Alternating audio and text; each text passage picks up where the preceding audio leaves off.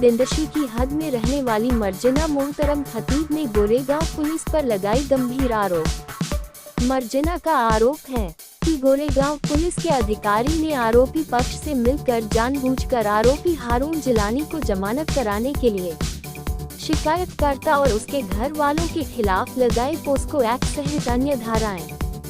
जबकि police station में 22 अगस्त द्वारा शिकायतकर्ता मर्जना ने आरोपी हारून जिलानी और उसकी प्रेमिका रुबीना मुन्नीर खतीब और इकबाल लतीफ शेख के खिलाफ धारा 326 छेड़छाड़, गाली गलौज और मारपीट की धारा के तहत मामला दर्ज कराया था। लेकिन आरोपी पुलिस स्टेशन में आने के बावजूद पुलिस ने आरोपी को गिरफ्तार करने के बावजूद आरोपी को भगा दिया।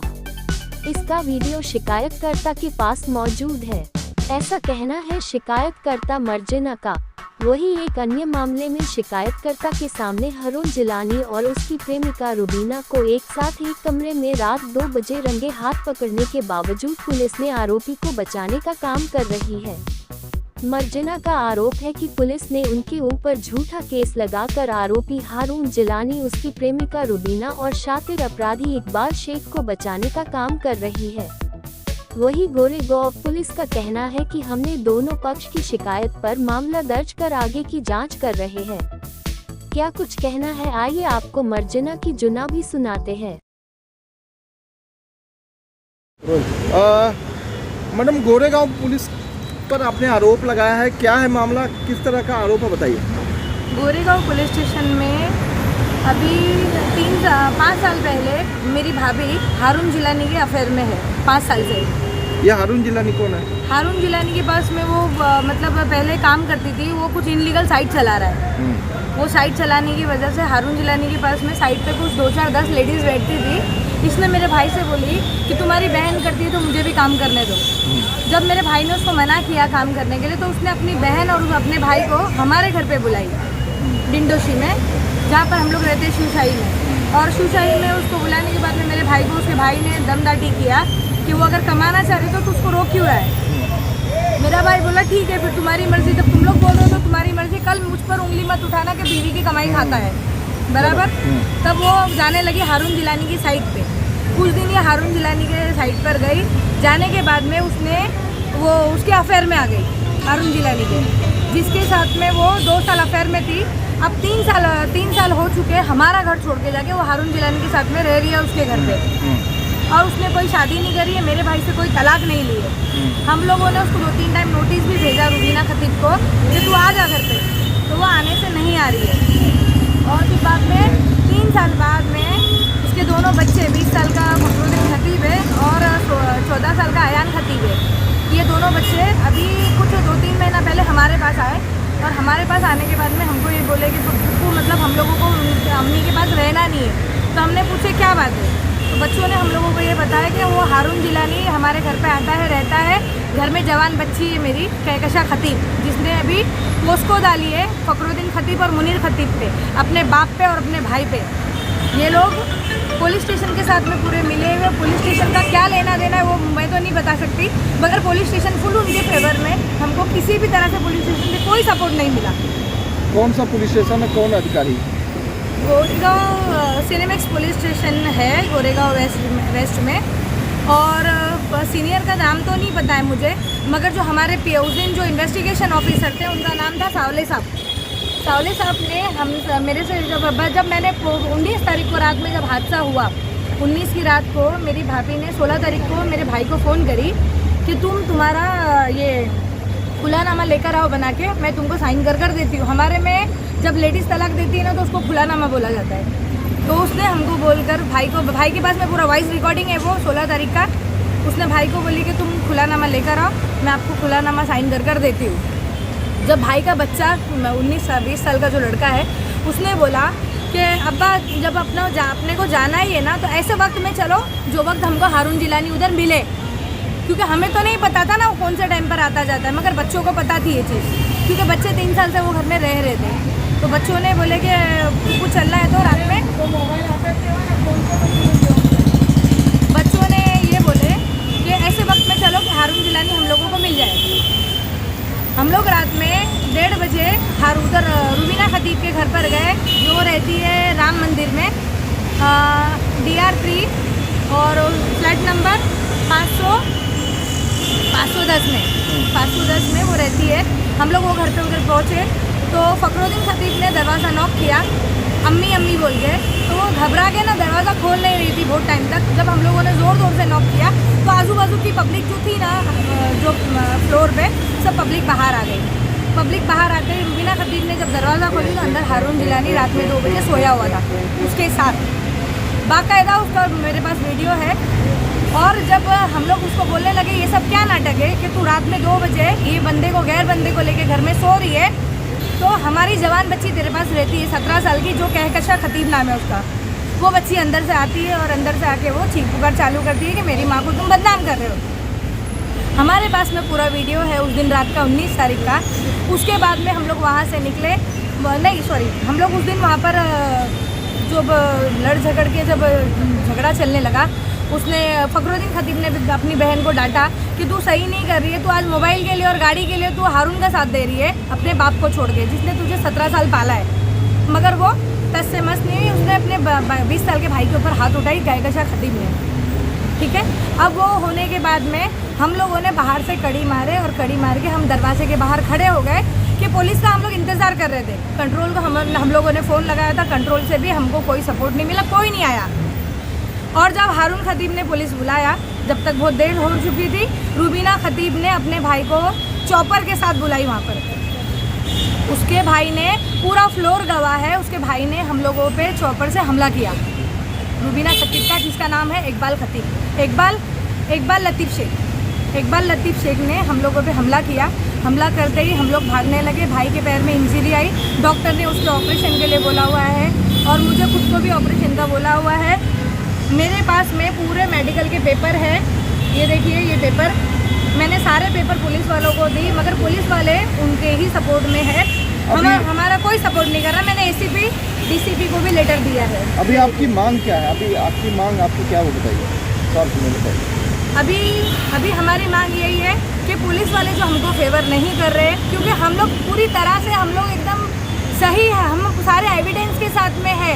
और मेरे भाई के ऊपर और जो उसके बेटे के ऊपर, जवान बच्चे की ज़िंदगी जो ख़राब कर रहे हैं लोग पोस्को डालकर, तो पोस्को में इन लोगों के पास में क्या ऐसा एविडेंस था जो इन लोगों ने पोस्को ले लिया, सीनियर वगैरह ने? मेडिकल क्या था इनके पास में? हमारे पास में 19 तारीख का रात का पूरा मेडिकल है, पूरा वीडियो है। उसके बाद में भी सीनियर ने हमारा सपोर्ट नहीं किया। सपोर्ट ना करते हुए बच्चे की चैन, ये बच्चा है, ये बच्चे की 2 तोले की चैन हारून जिलानी ने छीन कर लिया हुआ है, जिसका मेरे पास में बिल है, ये देखिए इसका बिल। ये चेन 2 तोले की है। आप बताइए कि क्या हुआ था उस रात आपके साथ? तो उस दिन हम लोग जब रात में, पहले तो हम लोग गए दरवाजा, पहले बताइए क्या हम लोग उस दिन गए 19 तारीख को, वहाँ पे गए। पहले तो हम लोग बहुत देर दरवाज़ा ठोके पर दरवाज़ा खोली नहीं। बाद में फिर जब हम लोग ज़ोर ज़ोर से नॉक करने लगे तो फिर दरवाज़ा खुला। तो अंदर थे वो अरुण जिलानी, मेरी मम्मी और मेरी सिस्टर। तो हम लोग ठोके तो बोलते क्यों आए। तो फिर मेरे मम्मी ने क्योंकि बोले थे मेरे डैडी को आपके लेते, हाँ वो लेके आओ, जो है मैं साइन करके दे दूँ। तो हम लोग गए तो फिर वो, बट वो साइन तो किए नहीं, वहाँ पे उल्टा कुछ वही चिल्ला पुकार करने। फिर मेरी सिस्टर आई, मेरे को उल्टा बोलने लगी और फिर बाद में मेरे को मारी भी। तो फिर उठते में ना मेरे सिस्टर ने ना मेरे मामा को कॉल की, बोली कि जल्दी इधर आओ, इकबाल शेख को बोली जल्दी आओ, ये लोग आए, ये कर रहे वो कर रहे। तो फिर वहाँ पे हम लोग उधर पे गेट बाहर निकले, वो लोग अंदर ही, अरुण जिलानी, मम्मी और मेरी सिस्टर सब अंदर ही थे। हम लोग बाहर निकले लॉक करके, कंट्रोल रूम को कॉल किए, कोई कॉल उठाने के लिए रेडी नहीं था। हाँ, तो हम लोग फिर बाहर निकले तो फिर उससे थोड़ी देर बाद मेरा मामा है, तो आए ना, तो आते साथ ना उनने चॉपर निकाला, तो पूरा फ्लोर खड़ा था। तो उससे में वैसे मेरे डैडी के ऊपर है ना, उनने ऐसा किया, तो मैं मेरे डैडी को खींच लिया। मेरे डैडी को मैंने खींचा तो फिर बाद में मेरे पुप्पू पे किए, तो मेरा फ्रेंड था, तो मेरे फ्रेंड ने मेरे पुप्पी को धक्का दे दिया। तो उसके बाद में लोग ने मेरे को पकड़ लिए थे, मेरी चेन भी थी, तो उनको पकड़े इसी मतलब नीचे हो गया मारा भी दीजिए, यहाँ पे मेरे को लगा भी था। वो 22 को आपका FIR हुआ, हाँ, तो 24 के ऊपर आपके ऊपर कैसा FIR होगा? आपने किसके ऊपर FIR किया? तो हम लोग को मेरे मामा भी अरुण जिलानी और मेरी मम्मी, अच्छा, तो फिर 24 तारीख को किसने FIR किया आपके ऊपर? मेरी सिस्टर थी। क्या बोल के? वो कि हम लोग वही गलत किए। क्या ये सही है? नहीं, वो वीडियो है हम लोग के पास, पूरा प्रूफ है।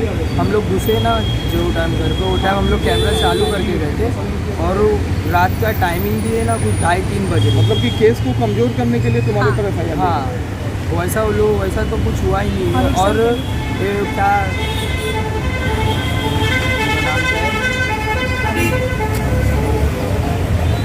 हाँ शैलेश, वो जो शैलेश बोल रहे, वो तो वो टाइम वो उधर पे थे भी नहीं, वो उनका भी नाम ले लिया पीछे कि बोले वो शैलेश नाम का बंदा तो वहाँ पर था भी नहीं।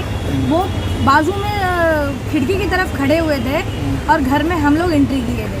और शैलेश का नाम वो बच्ची ने ज़बरदस्ती लगाई है कि शैलेश ने मेरे कपड़े फाड़ा, ये किया वो किया, जबकि हम लोग खुद चाह रहे हैं कि हमारी बच्ची उन लोगों के पास ना रहे, गलत हाथ में हमारी बच्ची जा चुकी है। आपने ये मेडिकल रिपोर्ट की मांग की है? हाँ, मगर सीनियर हमारे सुन रहा नहीं ना सीनियर सुन रहा है। और उसके बाद में जब हमारे इन्वेस्टिगेशन ऑफिसर सावले साहब वो चेंज हुए, उसके बाद में दूसरा इन्वेस्टिगेशन ऑफिसर हम लोगों को दिया गया, जिनका नाम है काते, API काते। वो भी कुछ भी अभी तक उन्होंने जब से लेकर गए तो उनका काम था हमसे बोलना कि भाई तुम्हारे पास क्या एविडेंस है, तुम लेकर आओ। उन्होंने हमसे एविडेंस ना लेते हुए उल्टा हमारे खिलाफ लेके जाके जो पोस्को डाला हुआ था वो सेमे उन्होंने कोर्ट को दे दिया। और हारून जिलानी को कल ABA हो चुकी है।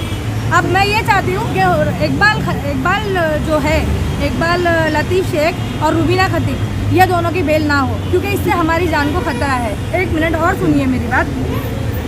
1 साल पहले इकबाल लतीफ़ ने डिंडोशी पुलिस स्टेशन में मेरे पे हमला किया था।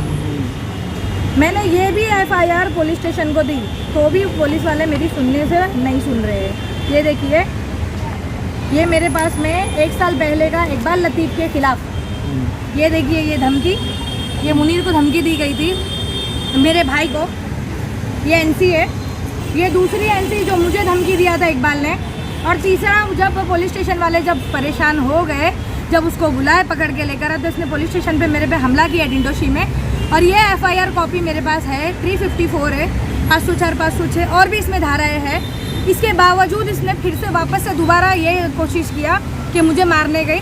और इस बच्चे को बोला ये FIR होने के बाद कि तेरी बुआ अब अगर दोबारा अगर बीच में आई ना, यही चॉपर से इसकी बोटी करूँगा।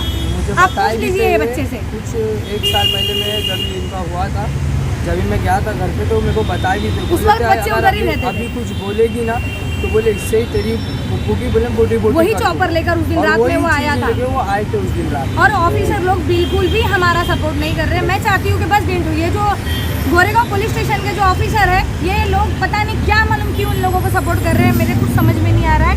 बिल्कुल हमारे ऊपर आरोप पे आरोप लगाते जा रहे हैं, जबकि हम फरियादी है। हमारी FIR हमने 326, 504, 506, 34 और 403 इतनी FIR होने के बाद में पुलिस स्टेशन के अंदर मैं आपको एक वीडियो बताना चाहती हूँ, जो वीडियो